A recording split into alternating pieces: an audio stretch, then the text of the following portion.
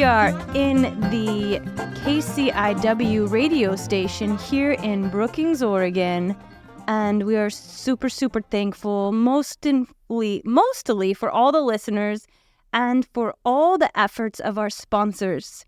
It really takes a whole community and beyond. We have a global network with the Quality Living with Peaceful Support program here on 100.7. And we really do want to thank Mr.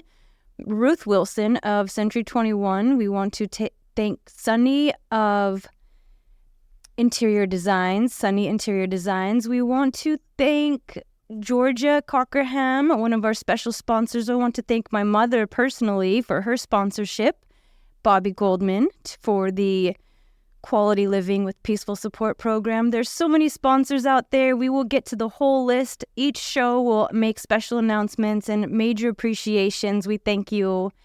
And here on the Quality Living with Peaceful Support program, all ages, all levels, all people are most super invited and welcome to be here in the radio station.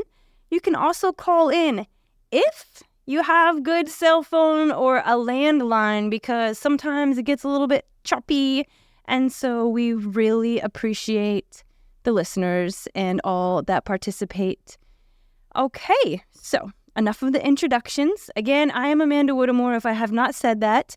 And I am your yoga and Pilates teacher at Reps Gym. I do tons of things. End-of-life doula. I am a certified end-of-life doula, and that's really my calling that has really transformed every experience that I've had in life to this present moment and the work that I do. And my mother, Bobbie Goldman, is online right now with us. Hey, Mom. Hi, Bobbie. How are you? I am amazing. Yes, how you are. Yeah, and you're amazing. How are you doing? Well, just here in the radio program talking about being an end-of-life doula and what exactly that is. And I want to thank you for your experience, for bringing me up without any fear of death and teaching me how important it is to love and nurture and care the ones that are at their end of life. You know what, Amanda? I have a situation. You know what?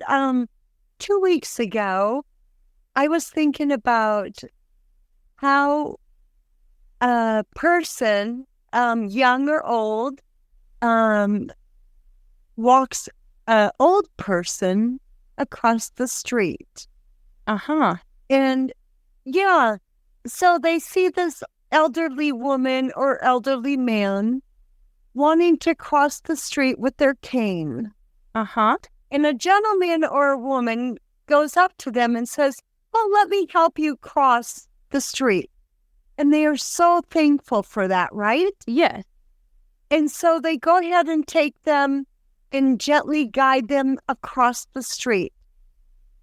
And they succeed. But during that crossing of the street, the person who helped them did not think about themselves. Oh. Did not think about their bills. Did not think about their health. Did not think about if they're going to die or not. Did not think about anything except for helping that old person across the street. Uh-huh.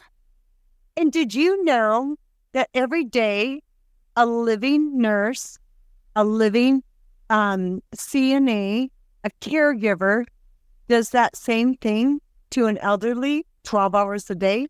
Yes. 6 days a week. Unconditional. Unconditional, without any thought about themselves. And they consider themselves helping that person. And they are. And how many people can do that? Not very How many people can just release themselves and say, "No, I want to help"? And without, like you're saying, Mom, Miss Bobbie Goldman, CNA. So with that being said, those that just see someone in need and give themselves unconditionally to be able to support them in their crossing, whether it be metaphorically or physically across the street or into another realm, it's a ton of work. It takes so much energy out of us. At the same time, though, it gives us so much energy and vitality. It doesn't take energy out of us, though. But it's in the,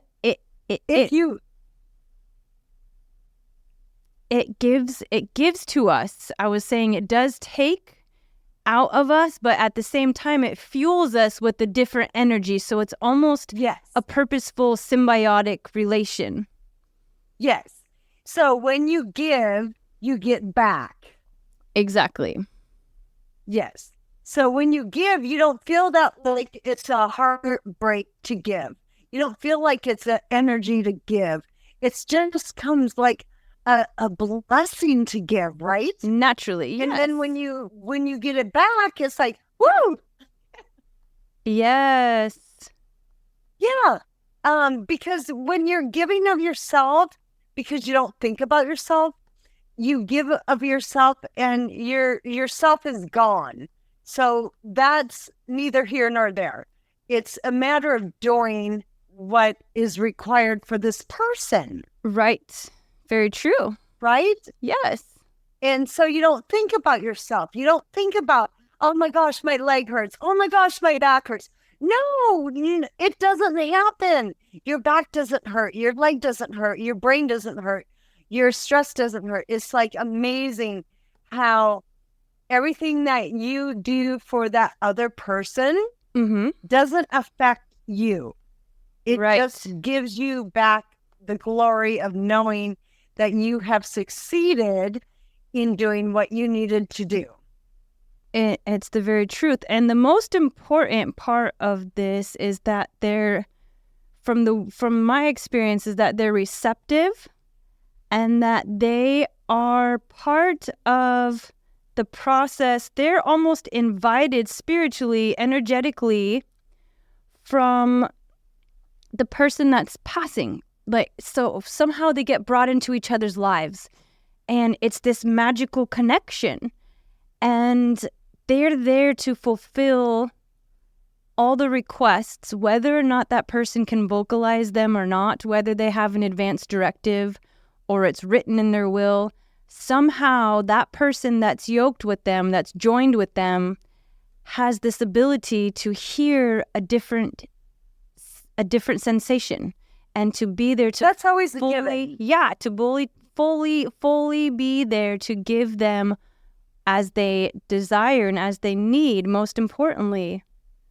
Sometimes your best friend, your family member, a nurse that's hired, sometimes they can't hear or see or feel or be part of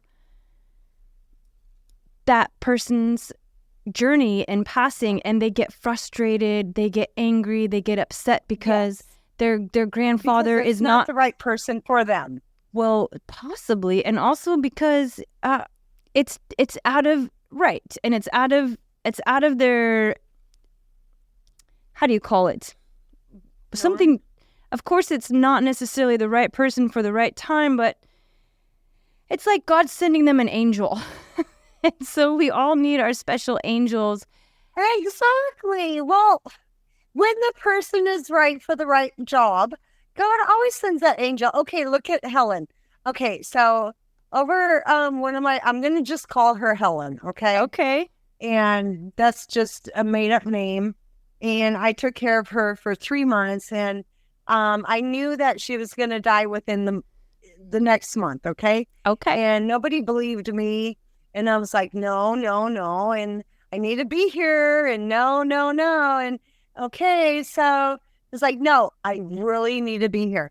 And I know she's going to pass away. And it was, she was like 98 years old or something. Okay. And she's going to pass away like any day now. Okay, I want to be here. And she loved me so much, and I loved her so much. Oh. She said I brought her so much joy, and she knew Jesus. Well, she didn't believe in Jesus at the beginning when I met her, but then she did, and which was a blessing. And it was amazing. And she was like, okay. And then when I left for a couple days, she goes, no, where's Bobbie? Where's Bobbie? And it was like, okay, I'm back. Okay. And but then she was at peace, knowing I was there and passing away. And I think that sometimes when your angel with the dying, just let the person who is caregiving be the caregiver, be the angel that you need to be, and let them die in peace and let them know that they are loved. Very true, very true. And I kind of feel like it's a shield sometimes, or like a extension of them, because they're pretty much leaving their body, so they've gone to another place, yet they still have that sliver holding on with each breath. But my whole what I have a lot Jesus says they're asleep. Well, so okay, so what I experience a lot of times is that the family members, they want that person, or the caregivers, whoever's close in the house, they want the person to go to bed at 9, 10 o'clock. They want them to get up and get dressed and do their normal activities. And then they... Not going to happen. Right, but they don't understand. And they, unfortunately, the medical system, they call it sundowners. They make it look like a disease, even though it's not. Yes, but it's not. No, their body is just transforming and going into a different place. So I have a gentleman who's 91 years old. 91, ready to pass away. Ready to pass away. Yes, he's 91. Okay. And he is done. He is tired. He goes, can I just go home, turn off the lights, and lay down? I'm done. Oh. And I'm like, yeah, you can do that if that's what you want. Yeah. Or you can hang out here. He goes, I just want peace and quiet. I want to turn down the lights and have no noise. People, when they get older, they don't want noise. No, yeah, they want it quiet. They want the lights down and this ambiance. Peace, absolute peace and serenity. Give them that ambiance. Well, yeah. Say, okay, let's tuck you in bed. Let's put a candle of lavender and soft music, which I really love this music, by the way. Sounds of Kauai. Oh my gosh, the best ever. Sorry, I have to get a shout out to the Sounds of Kauai. Okay. Thank you, Mom. It's a CD, and that's what I listen to at night because it's so peaceful and gentle. Oh. And it's so beautiful. The music is amazing. But the smell of lavender for a person who says, I'm tired. I want to just go home and I want to turn the lights down dim and I want to be peaceful. Absolutely. And I want to say to the listeners, they're listening to Bobbie Goldman, my mother, and we are here at the radio station of KCIW on the Quality Living with Peaceful Support Show.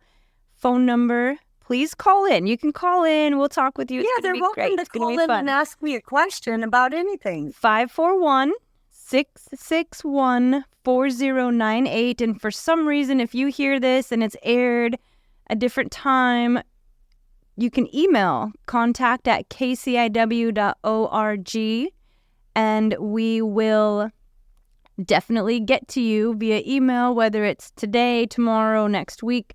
It's okay. Anytime. Give a call, give an email. We're here for you.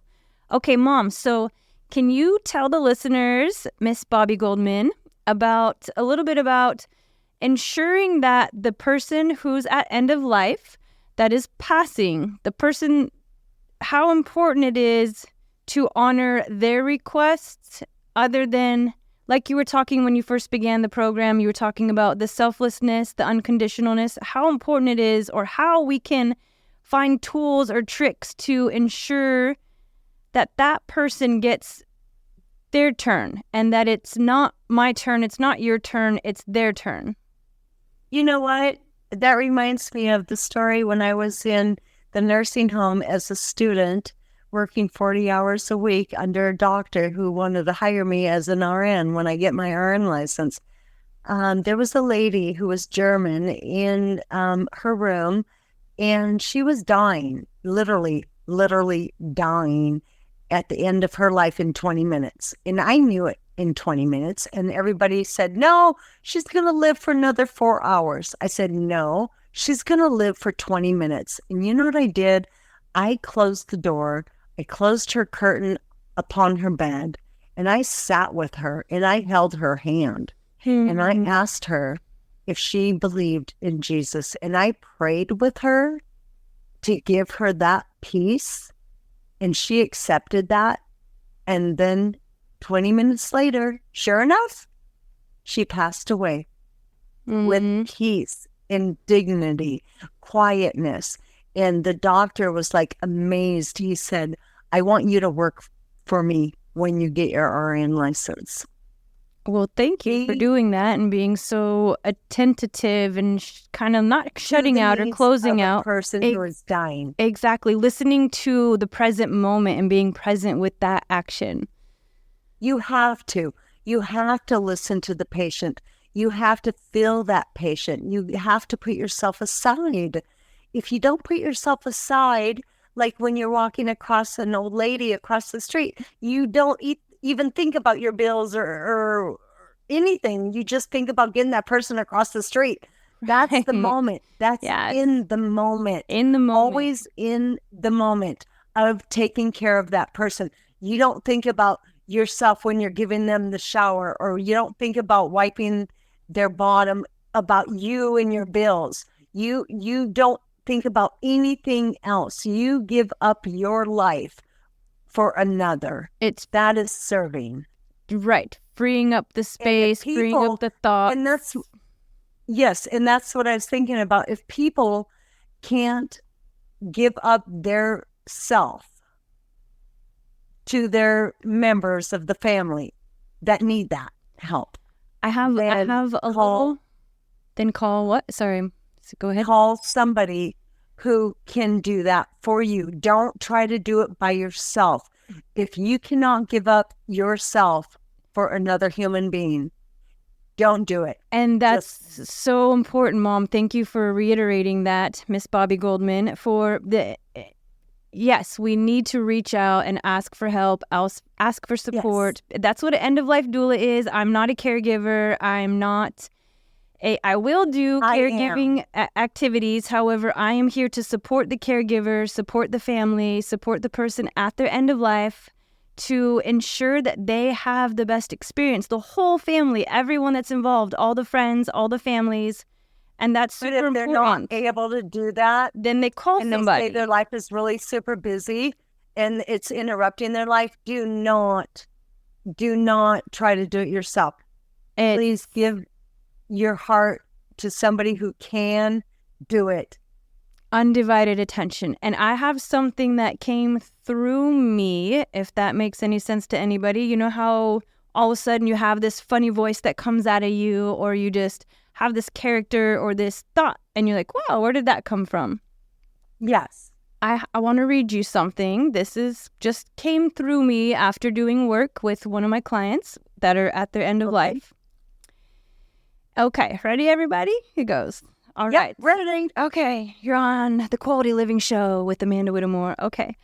Flying through space, out of control, about to leave our bodies, the end of life takes a toll on emotions, on activities, on limits, sometimes having us feeling limitless.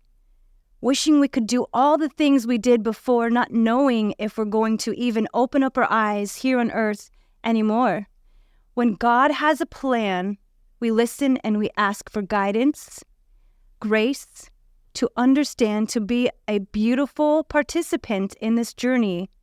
As a human here on earth, our soul is occupying this vessel, this body that we need not anymore. With ease and grace and pleasant nights and days, peacefulness and support with our families and from our loved ones that nurture and care for us more than we ever imagined. or even had any idea that was possible. We thank them for our patience and their patience as we learn and practice this transition from one world to another. Eternal experiences have words not anymore. Wow. I love it. Well, thank you. Thank you. It's just sometimes these things come out of nowhere, and that's a blessing. Yeah. That is the words. Seriously, that is just the beautifulest thing I've ever heard. It comes from literally the world of the spirit world, where the patients, while they're processing, they don't even sometimes know what they're processing or what they're going through, and they have all these emotions and they can't fully communicate them properly. And I know. Oh, just give so much prayer and love and respect and appreciation for the rites of passage. Oh, yes. Mom, I remember. Okay, we have a couple more minutes. Good. We'll bring this up again on another show with Bobbie Goldman, CNA and end-of-life caregiver, my mother. She taught me. So, okay. So there was this reading I just learned from the school that I went to with the end-of-life doula certification program I did. And I got a newsletter, and they were talking about the distance that we've gone in the last 100 years, mostly because of the introduction of the medical industry. We love them. Mm-hmm. However, they've institutionalized and hospitalized death to where our sacred moments, our rituals, our appreciation, the love and respect of the process has been diminished and taken from us and put in a hospital to make us feel like we've been defeated, instead of realizing that it's a beautiful blessing and a rite of passage, and this from the most greatest experience the human can have, other than being birthed into Earth, is being birthed into the next world. Right, and that's where the Indians come in. Okay. The Indians also respect the rite of passage. Oh, yes. And so when they took that right away, it was degrading to them. And it's like, no, you can't do that. No, we have a right to do our ceremonies. We have the right for the passage of our family member to go up to heaven. But they try to take that away too.